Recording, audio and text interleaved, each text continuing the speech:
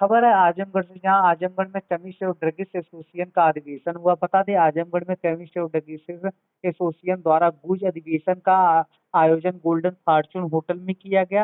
कार्यक्रम में पूर्वांचल के 20 जिलों से दवा व्यापारी शामिल हुए। उद्घाटन राज्य मंत्री दयाशंकर मिश्र, दयालु, पूर्व औद्योगिक महानियंत्रक डॉक्टर जीएन, एसआईडीसी के पूर्व उपाध्यक्ष टीआर पंथारी, उपाध्यक्ष प्रदेश उपाध्यक्ष संदीप चतुर्वेदी व महामंत्री सुरेश गुप्ता ने संयुक्त रूप से किया। बता दें, मुख्य अतिथि दयाशंकर मिश्र ने कहा कि सरकार व्यापारियों व आमजन के लिए हितों में रक्षा के लिए प्रतिबद्ध है और इसी उद्देश्य से जीएसटी दरों में कटौती की गई। कार्यक्रम की अध्यक्षता प्रदीप कुमार अग्रवाल एवं संचालक संदीप कुमार सर्राफ ने किया। आइए सुनते हैं क्या कुछ कहा। Azamgarh chemist and druggist association के द्वारा गूंज यह कार्यक्रम है, सम्मेलन है। इस पेशे से जुड़े हुए जितने भी व्यापारी बंधु हैं, आज उन सब के बीच में हम सभी लोग आए हैं। व्यापारी बंधुओं की समस्याएं, उनके व्यापार संबंधी जो उनकी दिक्कतें हैं, जो कमियां हैं, उसको दूर करने के लिए प्रशासन का जो सहयोग उनको मिलता रहे, उनका व्यापार और तरक्की करें। क्योंकि ये विषय जनहित का बहुत बड़ा विषय है, दवाओं से संबंधित। तो समाज का बहुत बड़ा तबका है जो दवाओं से कहीं न कहीं से लाभान्वित होता है, उसका उपयोग करता है, उससे उसको लाभ मिलता है। तो जीवन की एक बहुत बड़ी आवश्यकता है। दवाओं का जो कारोबार है वो निश्चित ही समाज के लिए बहुत बड़ा उनकी मदद करता है। तो ऐसे में आज हम सभी एकत्र हुए हैं। पूरे प्रदेश के अधिकारी बंधु भी आए हैं, व्यापारी बंधु जो अपने ज़िले के हैं वो आए हैं। तो उन सब पे बैठ के विस्तृत आज चर्चा हुई। मंत्री जी, योगी सरकार में आपके विभाग की क्या महत्वपूर्ण उपलब्धियाँ हैं? उपलब्धियाँ हैं, बस व्यापार सहज और सुलभ हुआ है, अपराध मुक्त उत्तर प्रदेश हुआ है। आज किसी व्यापारी को धमकियाँ नहीं आती, किसी से रंगदारी कोई नहीं वसूलता। तो कहते हैं कानून का राज है उत्तर प्रदेश में। व्यापारी फल फूल रहा है और व्यापार तरक्की कर रहा है। उत्तर प्रदेश के हमारे यशस्वी मुख्यमंत्री जी ने एक लक्ष्य निर्धारित किया है कि देश की $5 ट्रिलियन की इकोनॉमी में उत्तर प्रदेश का जो योगदान है $1 ट्रिलियन। तो उत्तर प्रदेश उसी रास्ते पर बढ़ रहा। व्यापारियों के बगैर, व्यापार की तरक्की के बगैर उस लक्ष्य को प्राप्त कर पाना बहुत कठिन है। तो मुझको लगता है फार्मास्यूटिकल का ये जो व्यापार है, ये जो क्षेत्र है, ये बहुत ही सहायक है। केंद्र सरकार ने जीएसटी की नई दरें लागू की हैं जो 22 सितंबर से लागू हुई। इससे आम आदमी को कितनी राहत मिलेगी? कोई भी ऐसी दैनिक उपयोग की वस्तु नहीं जो उसकी दैनंदिनी में शामिल हो, जीवन के उपयोग में शामिल हो और उसका जीएसटी कम न हुआ हो। तो मुझको लगता है कि जीवन हमारी कहते हैं रसोई घर में उपयोग की जो थाली है वो सस्ती हुई है।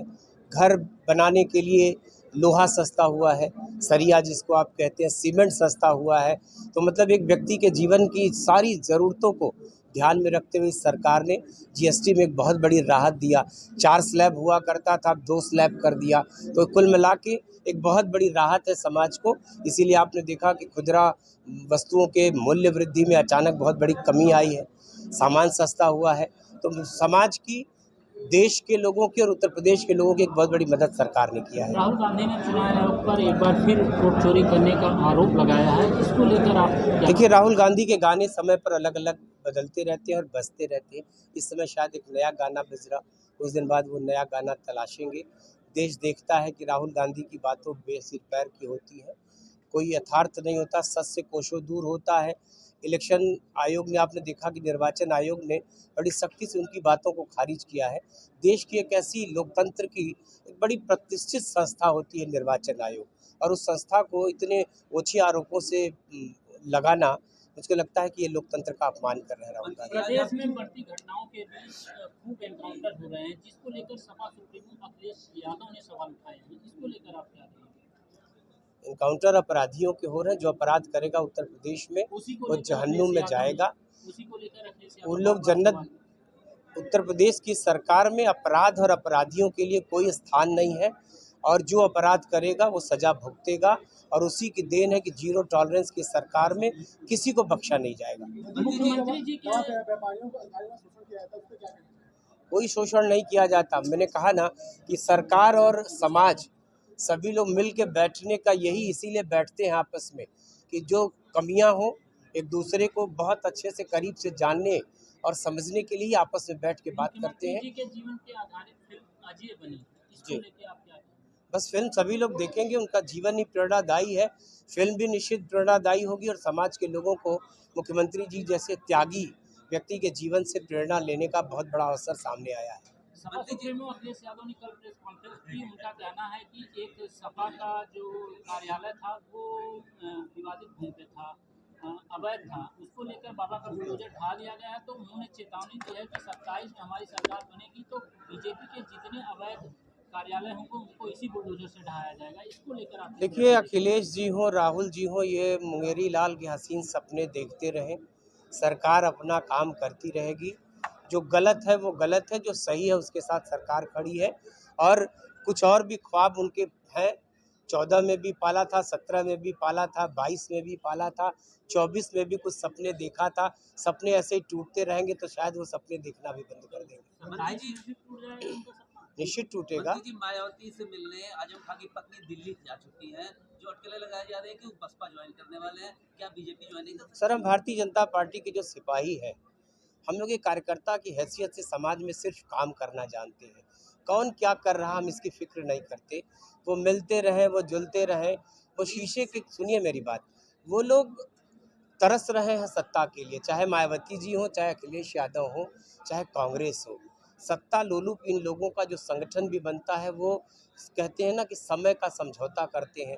चुनाव का परिणाम आप देखते हैं ना कि निकलता है, उसके बाद सभी अपनी राह चले जाते हैं, गठबंधन टूट जाता है। लेकिन बीजेपी का गठबंधन 2014 से उठा के देख लीजिए, एक अटूट गठबंधन है हमारे विपक्षी दलों का और बड़ा ही एक अच्छी सरकार केंद्र प्रदेश में चल रही है और विपक्ष के लोग अपना काम करते रहे, उनको जो करना है। Azamgarh chemist and druggist association द्वारा आज एक अधिवेशन बुलाया गया है। क्या है इस अधिवेशन का मतलब?